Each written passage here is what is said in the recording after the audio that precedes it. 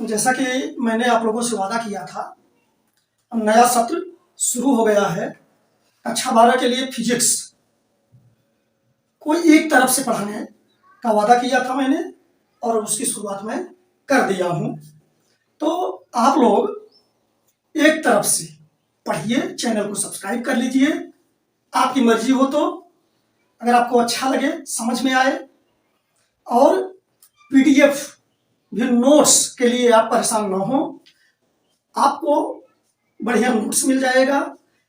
इसके लिए जिस चैनल को आप देख रहे हैं, विद्या वॉरियर्स नाम का चैनल है यह, इसी नाम से एक टेलीग्राम चैनल भी बना दिया हूं।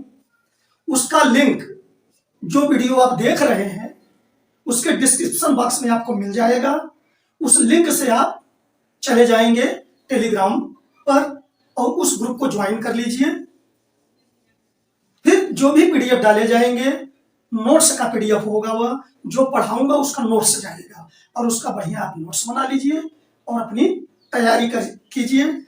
यही मदद मैं आपकी कर सकता हूं तो कर रहा हूं, ठीक। और अब चलते हैं, बात करते हैं कोर्स की, ठीक। आप ध्यान दीजिए, अंग्रेजी भी और जो विषय संभव होंगे वो मैं आपको पढ़ाता रहूंगा। कोर्स भी कम से कम फिजिक्स की तो आपको बढ़िया ढंग से, ठीक। अंग्रेजी का अच्छा ग्रामर, उसका भी पीडीएफ भी आपको मिलेगा। आप अगर कहीं कोचिंग करने में सफल नहीं है तो कोई बात नहीं, आप परवाह मत करिए कि मैं कह रहा हूं। आप जो ऑफलाइन में पाएंगे उससे कम यहां आपको नहीं मिलेगा, ठीक है। तो शुरू करते हैं कक्षा 12 के भौतिक विज्ञान। अभी फिलहाल कक्षा 12 वालों को ही पढ़ाऊंगा, ठीक। फिर जैसी जरूरत होगी, लोगों को अगर ज्यादा इच्छा होगी अन्य चीजों की, या मैं ही खुद इच्छा करूंगा, क्योंकि पढ़ाना तो सब है हमको, तो उसकी सूचना भी दे देंगे।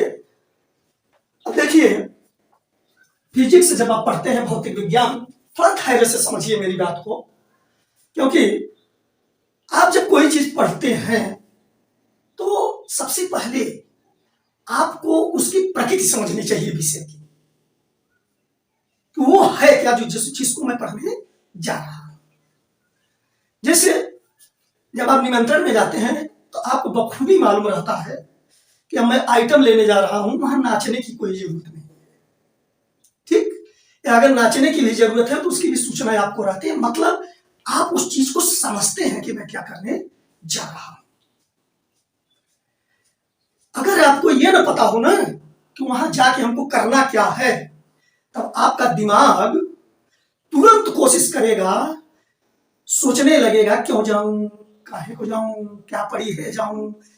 इसी तरह से जब आप पढ़ने जाते हैं ना, तो अब फिजिक्स पढ़ रहा हूं तो क्या पढ़ रहा हूं, इसमें क्या चीजें हैं, ये भाई किताबें तो बहुत थी, विषय तो बहुत थे, ये क्या नया आ गया, ये सोचना चाहिए आपको। और विज्ञान पढ़ते समय आप बोझिल ना हो, बाप रे बाप बहुत कठिन विषय है, अब हमको तो नहीं समझ में आएगा, किसी तरह रटेंगे उठेंगे देखेंगे। बेटा विश्वास करो, फिजिक्स से रोचक विषय कुछ होता ही नहीं। बस खुल करके देखना शुरू करो, चीजों को अपने परिवेश में महसूस करो, अनुभव करो। तुम्हारे अगल बगल जो भी घटनाएं हो रही हैं, सब में विज्ञान है। जब तुम विज्ञान पढ़ो ना, मैं तुम्हारी मदद करूंगा, ऐसे ऐसे उदाहरण दूंगा। जब विज्ञान पढ़ोगे तो जोड़ो अपने परिवेश से, वो घटनाएं तुमको देखने को मिलती है। जरूरी नहीं है कि खड़ी हिंदी में अब अच्छी तरह से 4 लाइन रख लिया तो हमको विज्ञान आ गया, या फला को विज्ञान आ गया। इसको आना नहीं कहते जब तक कि हम उस चीज को समझते नहीं हैं कि है क्या ये चीज। विज्ञान है क्या? विज्ञान प्रकृति का अध्ययन करता है। ये जो अपने चारों ओर देख रहे हो ना, पर्यावरण, इस प्रकृति को देख रहे हो ना, उसमें जो भी घटनाएं हो रही हैं, सबका कुछ न कुछ कारण है। और विज्ञान जो है वह क्या है, कारण क्या है और उसका परिणाम क्या है, इसी का तो वह अध्ययन करता है विज्ञान। कारण और परिणाम का अध्ययन करता है। कभी आप परिणाम देखते हैं तो उसके कारण पर जाने लगते हैं कि कारण क्या है। विज्ञान यही खोज करता है। अगर बिजली तड़की तो ये बिजली तड़कती क्यों है, बिजली चमकती क्यों है, परिणाम को देखा कि बिजली चमकी, अब कारण पे जाने लगे। जैसे जो पाठ मैं आज आपको पढ़ाने जा रहा हूं, वैद्युत आवेश, विद्युत की, ध्यान दो एक चीज पर, ये सारी चीजें किसी ने बनाया नहीं है, ये प्रकृति के अंदर पदार्थों में पाए जाने वाला गुण है, जिसको वैज्ञानिकों ने खोजा और उसी के बारे में आपको बता रहे हैं। आप रुचि लेकर के मजे से उसको समझ लीजिए, बस हो गया विज्ञान। कुछ आंतरिक प्रश्न जो हल होते हैं उन्हें भी आप चुनौती मानते हैं, ऐसा कुछ नहीं है। ठीक, तो आशा है अब मेरी बात आप समझ रहे होंगे कि मैं कहना क्या चाह रहा हूं, कि आप खुल करके रुचि लेकर के इसको पढ़िए और मजे से पढ़िए। बहुत गंभीर होने की जरूरत नहीं है कि बाप रे बाप फिजिक्स आ गया अब तो फिर हंसना नहीं है, एकदम गंभीर, सांस भी रुक जाए तो कोई बात नहीं है बेटा, बहुत सरल चीजें हैं, बहुत सरल चीजें हैं, समझिए। अब मैं क्लास शुरू कर रहा हूं, इतना इसलिए बोला है आपसे कि मैं कभी आपको पढ़ाया नहीं हूं, मुझे नहीं मालूम कि आप किस सोच से पढ़ते हैं। आप दिमाग को विस्तृत करके पढ़िए, विषयों से डरिए मत, रुचि लेकर के उनमें पढ़िए, मजा आएगा, आप समझेंगे। ठीक, चलिए अब हम शुरू करते हैं। जो आपका पहला पाठ है वैद्युत आवेश। आप एक चीज न घबराएं, बता दिया हूं, आपको नोट्स भी मिल जाएगा पीडीएफ। ठीक, वैद्युत आवेश, अब इसमें वैद्युत क्षेत्र भी आपको इसी चैप्टर में मिल जाएगा। वैद्युत आवेश तथा वैद्युत क्षेत्र, फिर उसकी चर्चा हम करते रहेंगे। देखिए, ये वैद्युत क्या है, आवेश क्या है, इसको समझने की जरूरत है। आप कभी कभी एक प्रयोग किए होंगे, आप जो कांच का आप लोगों के पास फीता होता है जिससे नापते हैं, स्केल कहते हैं जिसको, अभी सिर पर उसको बाल, सिर का जो बाल है इस पर रगड़िए और रगड़ करके आप अगर छोटे कागज के टुकड़े हैं उनके पास ले जाते हैं तो उनको वह खींच लेता है।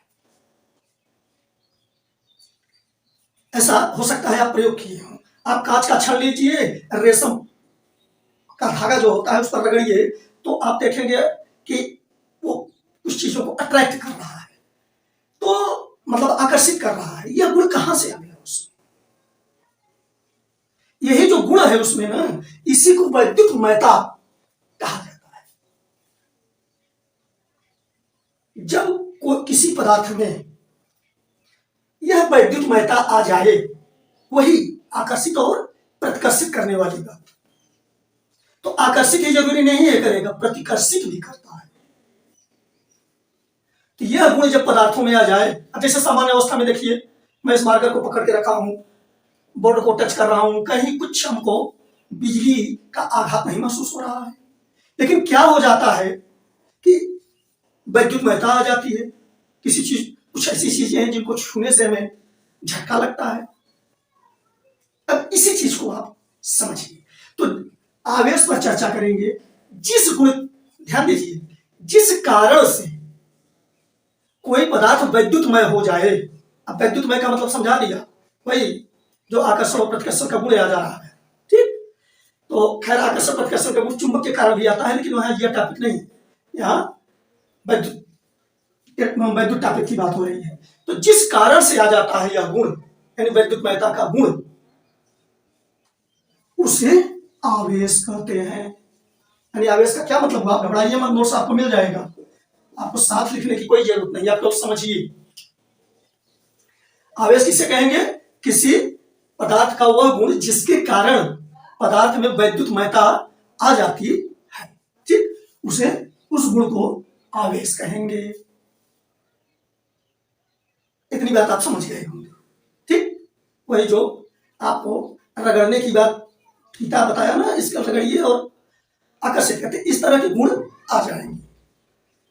अगर इस तरह के गुण आ रहे हैं तो ये तभी हो सकता है जब पदार्थ आवेशित हो गया हो।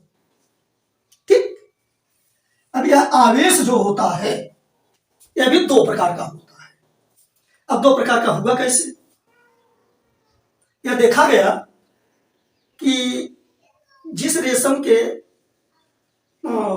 धागे पर या सिर पर आप फीता रगड़ रहे थे, अब फिर वही चीज वहीं ले जाकर के आप रख दीजिए, तो फिर देखेंगे कि फीते का जो कागज के टुकड़े को बताया ना आकर्षित करता था, वह गुण खत्म हो जाता है, वह गुण खत्म हो जाता है। इसका अर्थ क्या निकालेंगे? इसका अर्थ यह निकालेंगे कि जो फीता में गुण आ गया था आवेश के कारण, उसका कहीं विपरीत गुण उस रेशम में है, जो दोनों मिलकर के जब मिलते हैं तो वह समाप्त हो जाता है। और यह समाप्त होगा तो इसका मतलब हुआ कि बराबर मात्रा में एक चीज को धन मान लिया जाए और एक चीज को ऋण, तो कोई बुराई नहीं होगी। मेरी बात समझ रहे हैं ना? जब फीता आकर्षित कर रहा है कागज के टुकड़े को तो आवेशित है वो, लेकिन जिससे रगड़ करके आवेशित किया गया फिर वहीं ले जाकर के जब उसको टच करा देते हैं अगर, तो फिर वह बाद में देखते हैं वही फीता अब कागज टुकड़े को आवेशित नहीं कर रहा है, इसका मतलब वो आवेश रहित हो गया। तो क्यों हो गया? इसका मतलब रेशम में कोई विपरीत गुण था। ठीक, तो वैज्ञानिकों ने देखा कि ऐसा आवेश में गुण पाए जाते हैं। एक तरह का ऐसा आवेश है और दूसरी तरह का ऐसा आवेश है कि अगर ये टच कर रहे हैं तो दोनों में आवेश रह ही नहीं जा रहा है। तो वैज्ञानिकों ने आवेश के दो प्रकार बता दिए। आवेश के प्रकार, आवेश दो प्रकार के होते हैं। एक को नाम दिया धन आवेश, नोट्स आपको मिल जाएगा, चिंता मत करिए, केवल समझिए मेरी बात को। धन आवेश, और दूसरे को नाम दिया ऋण आवेश, क्योंकि एक धन आवेश एक ऋण आवेश विपरीत प्रकृति के हैं दोनों। ठीक, तो इस तरह का नाम दे दिया गया। अब बेटा ऐसी कोई कल्पना मत रखो दिमाग में, आवेश ने आकर के कभी नहीं कहा कि मैं ऋणावेश हूं, मेरा नाम ऋणावेश रख दो। हाँ, आवेश ने आकर नहीं कहा मेरा नाम धनावेश रख दो। इस सारे जो नामकरण है, सारे विभाजन है, ये वैज्ञानिक सुविधा के लिए की दृष्टि से अध्ययन में सुविधा हो इसलिए विभाजन करते हैं। ठीक, तो एक हो गया धनावेश, या इसको एक में मिलाए तो धनावेश, और एक ऋणावेश। अब ये धनावेश और ऋणावेश जो होते हैं इनके क्या गुण होते हैं? अगर समान प्रकृति का आवेश है, माने अगर धन धन आवेश है, जैसे प्लस क्यू आवेश है और प्लस क्यू, एक उदाहरण ले रहा हूं क्यू। ठीक, तो ये एक दूसरे को कभी भी प्रतिकर्षित करेंगे, माने समान आवेश एक दूसरे को प्रतिकर्षित करते हैं। यह ऋणावेश भी अगर दो हैं तो ये एक दूसरे को प्रतिकर्षित करेंगे, कहने का मतलब दूर भगाएंगे। जैसे ऋण आवेश कोई ले लिया आपने, फिर किसी ऋण आवेश के पास आप ले जाएंगे तो क्या करेगा? दूर भगाएगा उसको। ठीक, धनावेश है धनावेश है, पास ले जाएंगे दूर भगा देगा, क्योंकि ये दोनों समान प्रकृति के हैं, एक ही प्रकृति के हैं। एक चित्र से ऐसे समझिए, जैसे कोई यहाँ दो पदार्थ है, जैसे पर मान लीजिए कि प्लस Q1 आवेश है, इस पर भी प्लस Q2 आवेश है। ठीक, तो ये दोनों एक दूसरे को दूर भगाते हैं हमेशा, माने इनमें बल रेखाएं होती हैं जो आगे मैं बताऊंगा आप लोगों को। इस तरह से मतलब अगर ये अकेला होता प्लस Q, ध्यान दीजिए, तो यहां से बल रेखा ऐसे निकलती सीधे, लेकिन अब ऐसे सीधे दोनों नहीं निकलती। ये जब निकलेगा ना तो इसको भगाएगा अपने पास से, प्रतिकर्षित करेगा, तो इस तरह से ये ऐसे हो जाते हैं। ठीक, ऐसे होते हैं, और इसको अब समझ रहे हैं ना, धक्का देंगे एक दूसरे को, एक तरह से टच किए छुए बिना, और दूर भगाएंगे, प्रतिकर्षित कर देंगे। इसी तरह से अगर माइनस Q और माइनस Q है तो वही वो भी एक दूसरे के साथ ऐसे ही करते हैं। रही बात माइनस में बल, प्लस में बल रेखाएं बाहर की ओर जाती हैं, लेकिन माइनस में अंदर की ओर आती है, मैं सब आगे बताऊंगा। ठीक, अब यही अगर ऋण आवेश हो, और एक ऋण आवेश हो जाए और एक धन आवेश, तो ये एक दूसरे को खींच देंगे। अगर यह ऋण आवेश मान लीजिए एक धन आवेश है एक ऋण आवेश है, ठीक, ये एक दूसरे को खींच लेंगे, आकर्षित कर लेंगे। अब आकर्षित कैसे करते हैं? जो बल रेखा ऐसे जा रही है, देख रहे हैं ना, तो जो यहां से भी अगर निकल रही है, यहां से भी, तो वो भी है ऐसे कर जाएगी। ठीक, वो भी यहाँ जाके टच करने लगेगी, यह भी करने लगेगी। इसी तरह से जो बाहर जाना चाह रही हैं उनको, और जो सीधे जा रही है तो जा ही गई, और ये एक दूसरे को खींचेगी। ठीक, अब यहाँ देखिए, ये धन वाले से बाहर की ओर निकाले हैं, और ऋण वाले में चूंकि अंदर की ओर हमेशा जाती है तो अंदर चली जाएगी और एक दूसरे को खींचेंगे। इस पर मैं आगे भी चर्चा करूंगा। ठीक, तो हमने क्या समझा कि अगर एक ही प्रकृति के आवेश है, यानी धनावेश धनावेश को प्रकाशित करता है, ऋणावेश ऋणावेश को प्रकाशित करता है, लेकिन धनावेश और ऋणावेश अगर हैं तो वे एक दूसरे को आकर्षित करते हैं। ठीक, चलिए अब देखते हैं कुछ आवेशों के मूल गुण के बारे में। आवेशों के मूल गुण क्या होते हैं? तो आवेश के गुण, सबसे पहले तो इनमें योज्यता होती है। योज्यता का मतलब योग का होना। अब योग का होना का मतलब होता है, सीधे सीधे जोड़ देना। देखिए कक्षा 11 में आप पढ़े होंगे सदिश राशि और अदिश राशि। सदिश राशियों का जो जोड़ घटाना होता है वह बीजगणितीय ढंग से नहीं होता है। जैसे आप अंक गणित हल करते हैं, बीज गणित हल करते हैं, इस तरह से उनका जोड़ घटाना नहीं होता है। लेकिन जो अदिश राशियां होती हैं उनका जोड़ घटाना उसी तरह से होता है जिस तरह से आप बीज गणित और अंक गणित हल करते हैं। ठीक है, अब जैसे हम देखिए, कहने का मतलब देखिए बेटा, आवेश भी एक अदिश राशि है। इस पॉइंट को आप जानते रहिए, आवेश क्या है? अदिश राशि। तो योज्यता का मतलब यह हुआ कि जैसे कई प्रकार के आवेश हैं, ठीक, एक साथ अगर वो मिल रहा है, जैसे मान लीजिए कि +Q1 +Q2 -Q3, ठीक, -Q4 +Q5, इस तरह के हैं। ठीक, तो इनको आप एक साथ जोड़ सकते हैं सीधे सीधे। कैसे? जैसे आप अंक गणित और बीजगणित की क्रिया करते हैं, यानी +Q1 +Q2, अब आप यहाँ कामा मत दीजिए, +Q3 मतलब -Q3, मतलब चिन्ह सहित आप जोड़िए। यही तो है। अब फिजिक्स आप पढ़ते रहेंगे, आगे इस तरह के संदर्भ आते रहेंगे। जब मैं आपसे कहूंगा कि अदिश राशि है, इसे बीजगणित की तरह जोड़ दीजिए, तब आपको धन ऋण चिन्ह सहित जोड़ देना है। ठीक, और जब सदिश कहा जाएगा तो सदिश का नियम अलग है, वो सदिश के जोड़ घटाने के नियम से बताया जाएगा। तो एक तो गुण हुआ आवेश का, आवेश का एक गुण हुआ योज्यता। ठीक, सीधे सीधे इनको बीजगणित की तरह जोड़ दिया जाता है। दूसरा गुण इनका है संरक्षण का। जैसे आप पढ़े होंगे ऊर्जा संरक्षण, ऊर्जा, ब्रह्मांड की ऊर्जा संरक्षित रहती है, इसी तरह से है आवेश संरक्षण। सबको आप जानते हैं। हाँ, ये चीज आपको नहीं बताया, बता दे रहा हूं कि मैं एनसीईआरटी फॉलो कर रहा हूं जो सरकार आपको पढ़ाना चाहती है। ठीक, मैं एनसीईआरटी पढ़ा रहा हूं। न्यूमेरिकल एनसीईआरटी में कम होते हैं, इतने अच्छे स्तर के नहीं है जो पाठ्यक्रम है, जो पुस्तक आपके लिए है।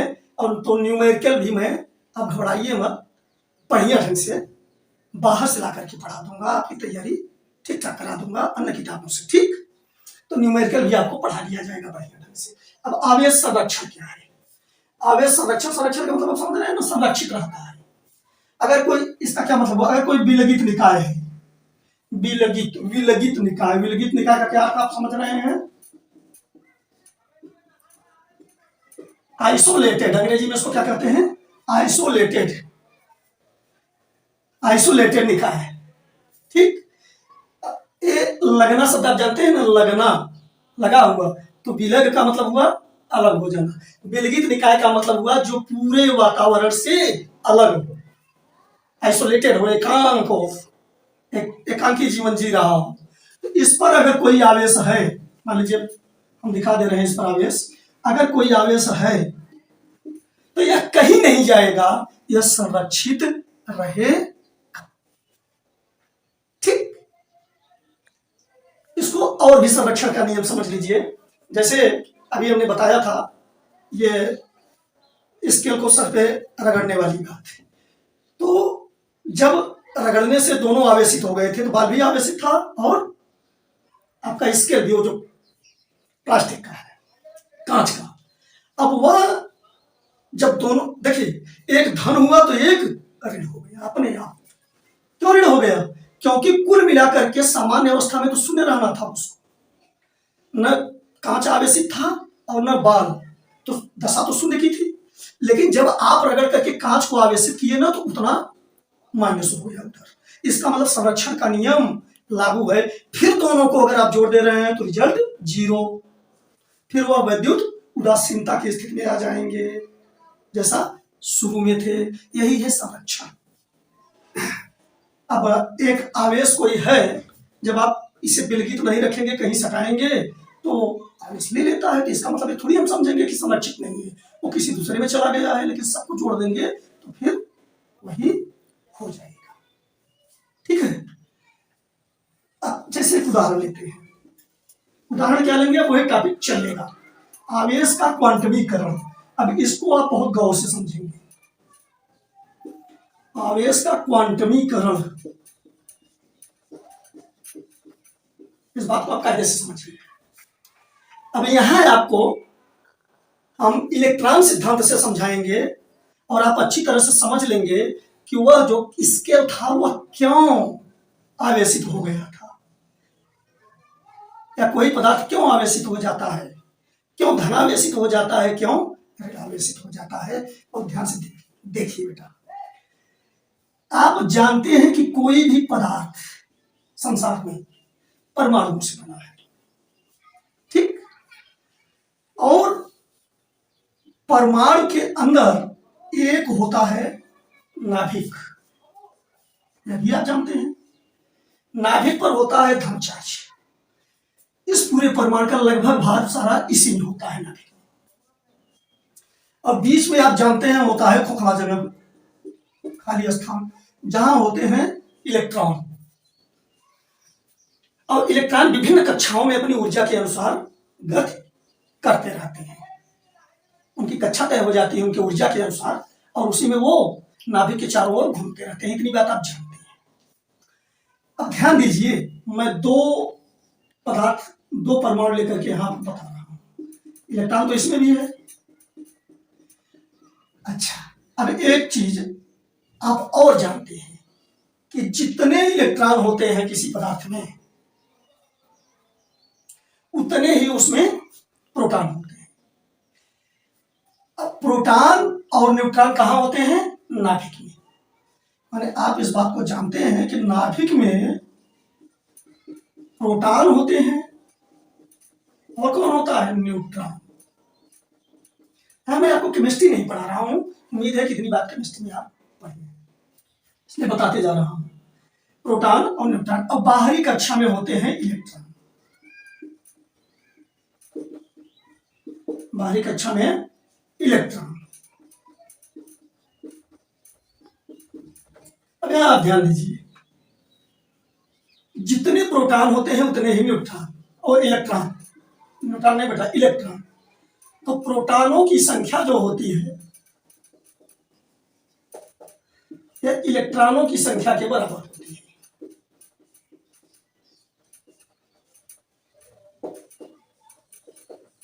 अब आप ध्यान दीजिए, प्रोटॉनों की संख्या इलेक्ट्रॉनों की संख्या के बराबर हो गई। यही सारी चीज क्लियर कर रहा हूं।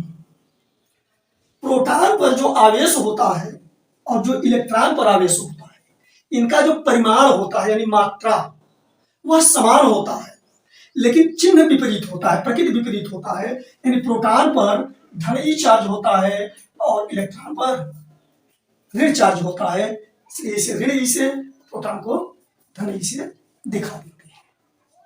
ठीक, अब जब धन चार्ज इस पर, ऋण चार्ज इस पर, इलेक्ट्रॉन पर, मात्रा समान होगी। मात्रा समान का मतलब ऐसे समझिए कि जैसे इलेक्ट्रॉन पर चार्ज होता है -1.6×10⁻⁹ कूलम, अब प्रोटॉन पर हो जाएगा +1.6, इसका यूज बहुत ज्यादा किया जाता है, 1.6×10⁻⁹ कूलम। यानी अगर प्रोटॉन है तो प्लस रहेगा और इलेक्ट्रॉन है तो माइनस में रहेगा। कूलम को सी से भी दिखा देंगे, ठीक, कोई दिक्कत। 1.6×10⁻⁹ कूलम, कोई दिक्कत। चलिए, समझ में आ रही है ना बात। तो अब होगा क्या, यहां हमने क्या बताया बेटा, प्रोटॉनों की संख्या बराबर इलेक्ट्रॉनों की संख्या। जब प्रोटॉनों की संख्या इलेक्ट्रॉनों की संख्या के बराबर हो गई तो यहां आप कल्पना कीजिए कि इसमें जितने प्रोटॉन नाभिक में है उतने ही इलेक्ट्रॉन बाहर हैं। और चूंकि प्रोटॉन और इलेक्ट्रॉन पर समान आवेश होते हैं तो निश्चित है कि नाभिक में प्रोटॉन और बाहर के इलेक्ट्रॉन समान संख्या में हैं, और उनपे जो आवेश होता है वह भी बराबर मान में बराबर होता है। इसलिए जितना नाभिक में आवेश होगा उतना ही आवेश बाहरी कक्षा में इलेक्ट्रॉनों का भी होगा। यानी अगर एक इलेक्ट्रॉन पर ई आवेश बनता है तो माइनस ई, तो एन इलेक्ट्रॉन पर बन जाएगा माइनस एन ई। अब कल्पना करिए कि इसमें एन इलेक्ट्रॉन है, तो अगर एन इलेक्ट्रॉन है तो एन प्रोटॉन भी होंगे, और एन प्रोटॉन होंगे तो एक प्रोटॉन पर प्लस ई चार्ज होता है, तो एन प्रोटॉन पर प्लस एन ई चार्ज हो जाएगा, उतना गुणा कर देंगे। अब अगर दोनों के आवेश को हम जोड़ दें तो क्या आएगा, 0। ठीक, तो नाभिक का प्लस वाला चार्ज, धनात्मक चार्ज जो बाहरी कक्षा में इलेक्ट्रॉन है उसके ऋणात्मक चार्ज के बराबर हो गया, तो दोनों आवेश कैंसिल हो गए, निरसित हो गए, कैंसिल। इस प्रकार इस पर कोई भी आवेश परमाणु पर नहीं रह जाता है, न धनावेश न ऋणावेश, क्योंकि वे एक दूसरे को रद्द कर देते हैं। यही कारण है इस सामान्य अवस्था में परमाणु, सामान्य अवस्था में परमाणु वैद्युत उदासीन होते हैं। वैद्युत उदासीन का मतलब न उस पर धन चार्ज होता है, न धन आवेश न ऋण आवेश, इसी को कहते हैं वैद्युत उदासीन। माने न उसमें आकर्षण का गुण न प्रतिकर्षण का, जो अभी वैद्युत मेहता पढ़ाया उससे वह उदासीन होता है। उदासीन का क्या मतलब होता है, न इस पाले में न उस पाले में, न्यूट्रल। ठीक, तो सामान्य अवस्था में परमाणु क्या होते हैं, वैद्युत उदासीन होते हैं। इतनी बात आप समझ गए होंगे कि परमाणु में इलेक्ट्रॉन और प्रोटॉनों की संख्या समान होती है, और क्योंकि इलेक्ट्रॉन और प्रोटॉन पर समान आवेश होते हैं इसलिए प्रोटॉनों का कुल धनात्मक आवेश ऋणात्मक इलेक्ट्रॉनों के कुल ऋणात्मक आवेश के बराबर हो जाता है, और धनात्मक और ऋणात्मक आवेश एक दूसरे को रद्द कर देते हैं, अतः प्रोटॉन पर कोई आवेश नहीं रह जाता, यानी वह वैद्युत उदासीन हो जाता है। ठीक, अब क्या होता है, आवेश कब उत्पन्न हो जाता है उसको देखते हैं। अगर किसी कारण से इलेक्ट्रॉन, कोई भी इलेक्ट्रॉनों की संख्या थोड़ा कम कर दे रहा हूं, बहुत ज्यादा दिखा दिया हूं। अगर कोई भी इलेक्ट्रॉन किसी कारण से, एक कक्षा में होते हैं बेटा, वो थोड़ा सा रफा आइडिया दे रहा हूं इसलिए सब हमने नहीं दिखाया है, ये सब एक अपने निश्चित कक्षा में होते हैं, सबका अपना अपना ऊर्जा के अनुसार कक्षा अलग अलग होता है। अब ये इलेक्ट्रॉन अगर किसी कारण से, मान लीजिए यह जो है परमाणु ए ले रहा हूं, इसको परमाणु बी मान रहा हूं। ठीक, आपको बहुत महत्वपूर्ण बात बताने जा रहा हूं। आप पढ़े हैं फिर भी समझे नहीं है, कैसे सब समझेंगे इसको। ठीक, अब मान लीजिए परमाणु ए है, किसी कारण से इसका एक इलेक्ट्रॉन निकल जाता है। अब किसी कारण से का क्या मतलब, अगर किसी भी तरह से इलेक्ट्रॉन को अधिक ऊर्जा मिल जाए, जिसको आयनित होना कहते हैं, तो वह अपनी कक्षा छोड़कर बाहर निकल जाता है।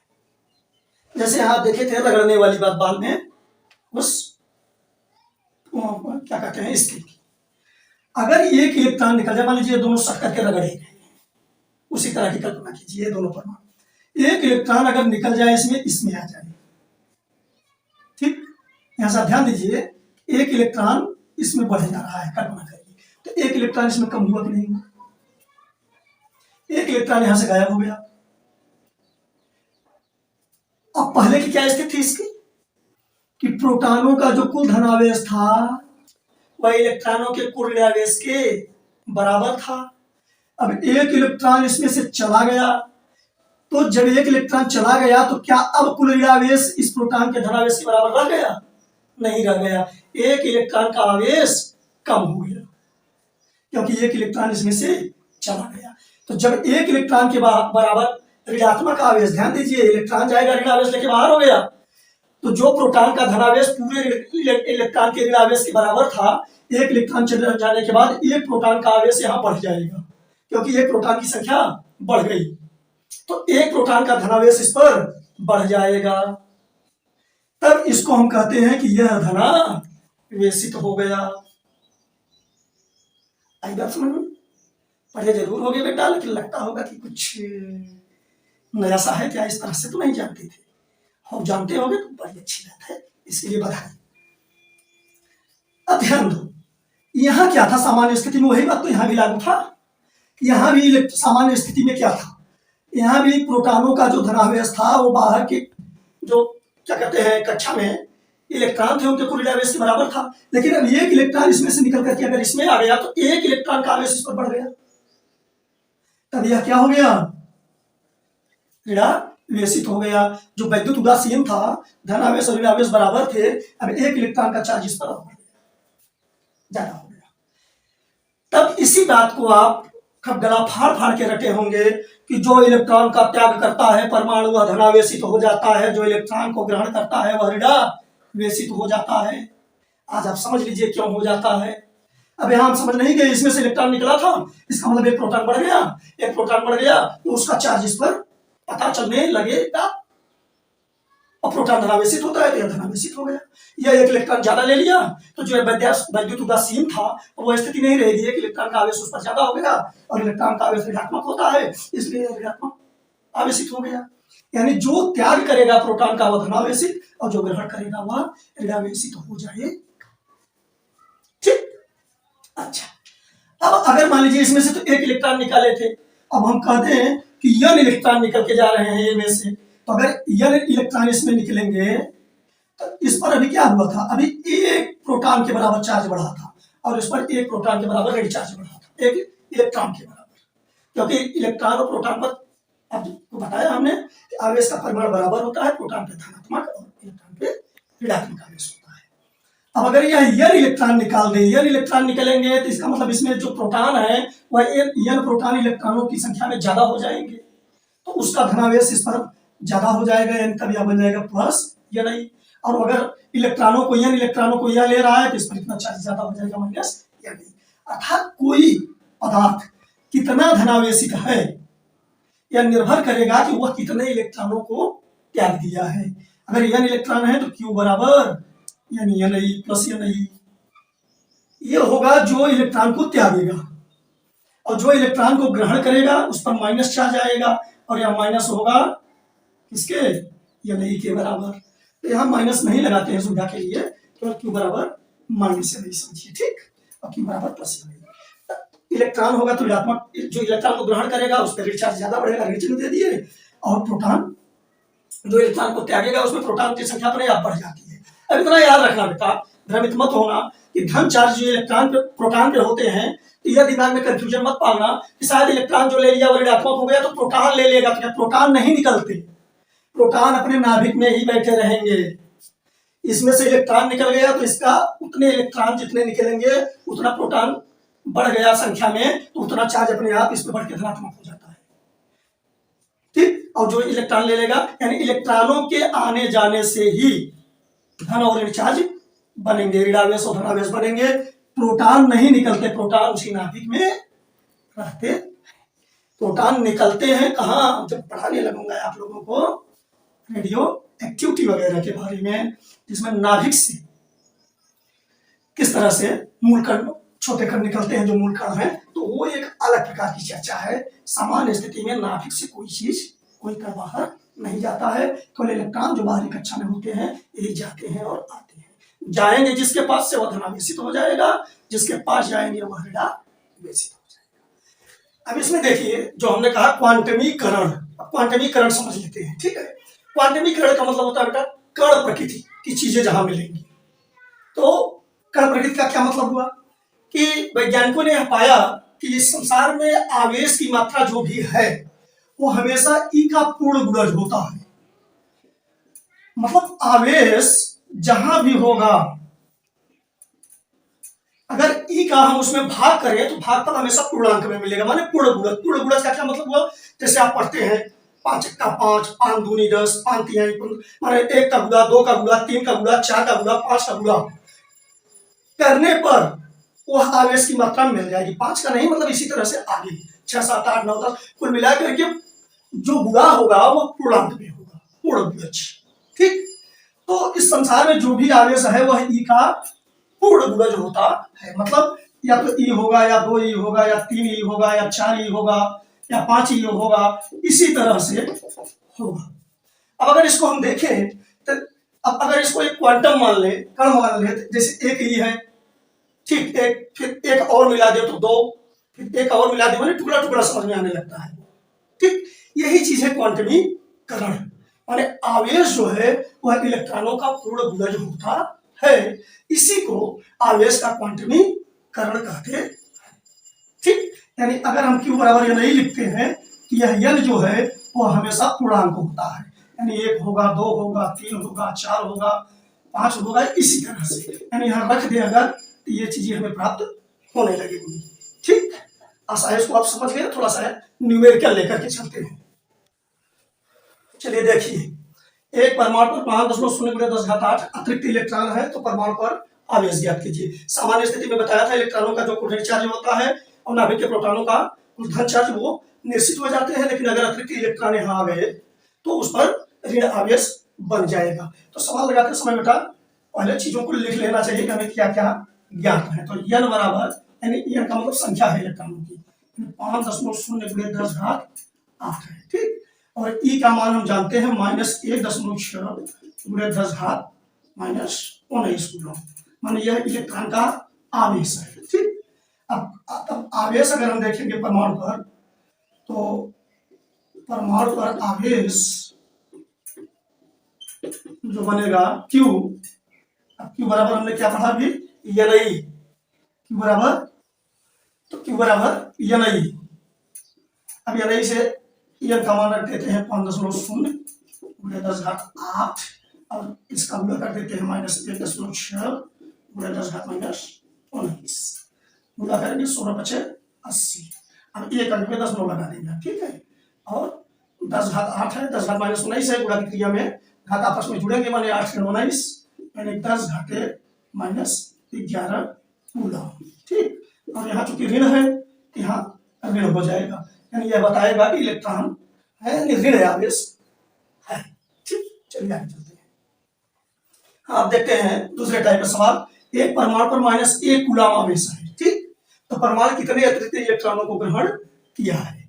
परमाणु पर इतना आवेश दे दिया गया है, मतलब अब हमको Q बराबर मालूम है -1 C का मतलब कूलम। ठीक, अब कितने अतिरिक्त इलेक्ट्रॉन ग्रहण किया है। E का मान हमको मालूम रहता है, इसको हम लिख लेंगे 1.6×10⁻⁻19 और यह ऋण होता है। ठीक, इतना कूलम, ये C का मतलब कूलम। अब हमको n का मान ज्ञात करना है। देखना चाहिए हमको ज्ञात क्या करना है, हमको ज्ञात करना है n। ठीक, अब हम सूत्र रख लेंगे Q बराबर Ni से। अब Q का मान -1 कूलम रख लेंगे। ठीक, और n गुणे E का मान -1.6×10⁻⁻19 रख लेंगे। अब ये इस तरफ का ऋण इस तरफ का ऋण कैंसिल हो जाएगा, हमको n का मान निकालना है। तो n का मान आ जाएगा 1/1 और इसको लाएंगे तो यहाँ ये नीचे बटे हो जाएगा 1.6×10⁻⁻19।